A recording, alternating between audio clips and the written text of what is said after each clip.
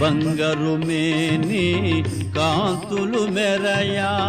మందస్మిత ముఖ పద్మము విరియా హంసతూలికా తల్పమందున రాముని గూడి సుఖింపగతగిన పురుషోత్తముని పావన చరితుని శ్రీ రఘురాముని ప్రియ సతి అయినా అంతటి మాతక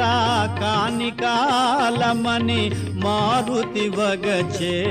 సీతను కనుకొని శ్రీ హనుమాను గురుదేవులు నాయద పలికిన సీతారామ కథ నే పలికెద సీతారామ కథ.